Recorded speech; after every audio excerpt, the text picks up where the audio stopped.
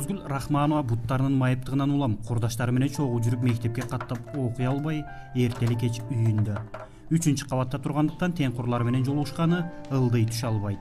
Атайын пандус жок, лифт деген каралган эмес. Мага селкинчектен чыкканда кыйын болот. Мына тепкичтен түшүп чыкканда ошол кыйын. Эме барбы? Көчөгө чыкканда нары бери бара турган коляска барбы сенде? Жок. Коляскам жок, эле. Мындай анан айылга же мектепке бир жака баргың келсе, эмне менен кантип барасың? Таяк менен. Таяк менен басып эле барасың. Булардын эми келечекте адамдардын өзү жакшы эле адамдардын катарына кошулуп иштеп кетиши үчүн өкмөтүбүз жакшы шарт түзүп берсе, мектептерге пандустарды уюштуруп, андан сырткары тазалыкка баруусуна жакшы условиялар түзүп берсе жакшы болот эле. Өзү теңдүү балдар менен мектепке барса, бул да мектепке барганга кызыгат. Орозгүл 1-класста алгач мектепке барган, бирок орто мектепте отурганы атайын ыңгайлуу олтургуч столу каралбагандыктан үйүндө окуусун улантууга мажбур болуптур. Буркуроп согуп күзгү жел буудайдын башын жайкаган, тамаша эмгек береке талаанын бети жайнаган. Мамлекет камсызда берген мугалими азыр 3-класстын программасын окутуп жатат. Кыял кеч Орозгүл мугалим менен мамилеси жакшы. Сабакка да дилгир, сүрөт тартканды, ырдаганды жакшы көрүп, дизайнер же бийчи болсом деген тилеги бар. Ник каттырганда эжеке болгум келет, чебер болгум келет, ырчы болгум келет. Киного, театрга, бир балетке, бир нерселерге баргансыңбы? Жок. Барган эмессиң, Өзү жан дүйнөсү аябай таза, кыял кеч, сүрөт тартканды жакшы көрөт. Орозгүл үй бүлөдө 4 баланын ортончусу. Баткен облусу боюнча мектеп жашындагы 700 мүмкүнчүлүгү чектелген балдардын биринде эле майыптык үчүн мамлекеттен 3000 сомдой жөлөк пул чегерилген. Казынадан берилген каражат Орозгүлдү толук кандуу камсыздап, ден соолугуна кам көрүүгө жетишпей келет. Эжеи мындай өзгөчө балдар үчүн мамлекет колдоону жакшыртса, келечегине кам көргөн болоор эле дейт. Жалпысынан Баткен облусунда мектеп жашындагы 700дөй ар түрдүү тубаса майып балдар бар. Мындан тышкары улуу муундагы 2000ге чукул ар түрдүү топтогу мүмкүнчүлүгү чектелгендер болсо, анын 3%дай гана жумуш менен камсыз болгон. Ал эми Орозгүл болсо дарыгерлердин кеңеши боюнча кийинки операциясын күтүп, буттарым жакшы болуп кетсе деп үмүт артып, дагы деле 3-кабаттын балконунан балдарга байкоо салып турат.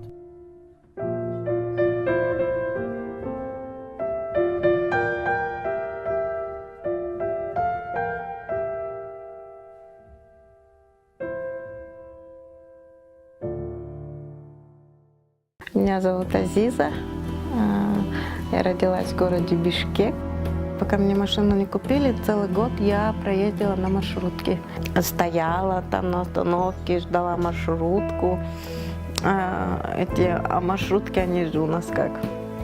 Они же вообще не приспособлены. Садилась в маршрутку, а люди у нас нынче же злые, и они возмущались от того, что как я с коляской куда-то хожу, да, причиняю столько неудобства, и почему мне не сидится дома. Когда я выходила с универа, я стояла на остановке, и как автобусы, видя меня, проезжали, они меня не брали. Мне было обидно. Я по 2 часа стояла, проезжали мимо меня. Приезжала домой, я плакала. Через год мне купили машину. Но потом столкнулась с еще одной проблемой, это автошкола и получить права. И в автошколу меня никто не брал, потому что у нас нет машин, именно приспособленных. Под ручное управление нет машин, и они меня не брали.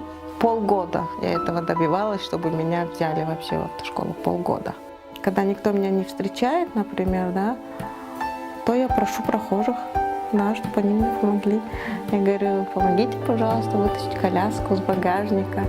И да, конечно, и идут и вытаскивают.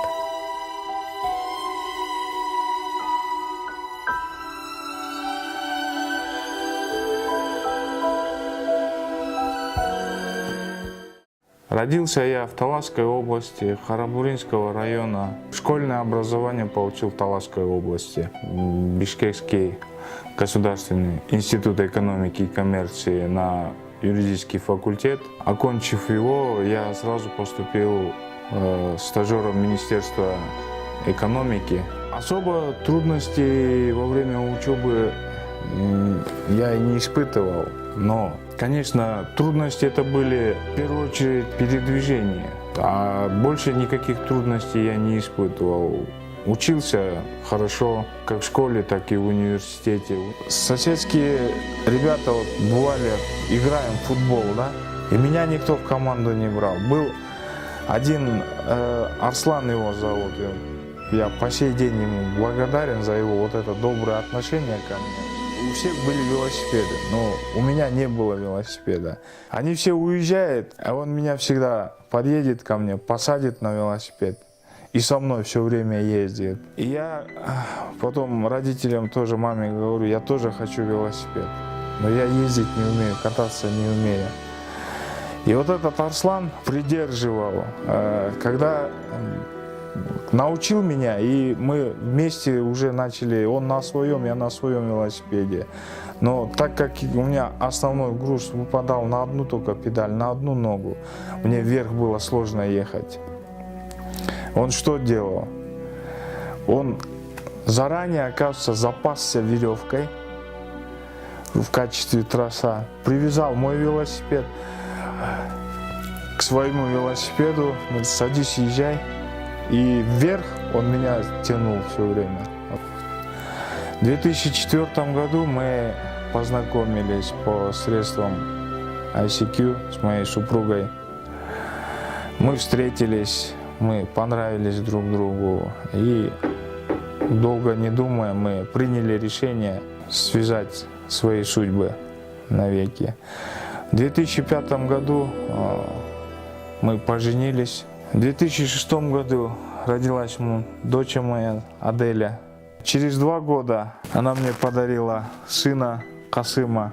И 2004 по 1 августа нынешнего года я работал в Министерстве экономики в должности заведующего отдела координации и обеспечения деятельности КР в ЕАЭС. И полностью работа заключалась в деятельности присоединения к Таможенному союзу, как вы знаете. И это все было отмечено руководством страны.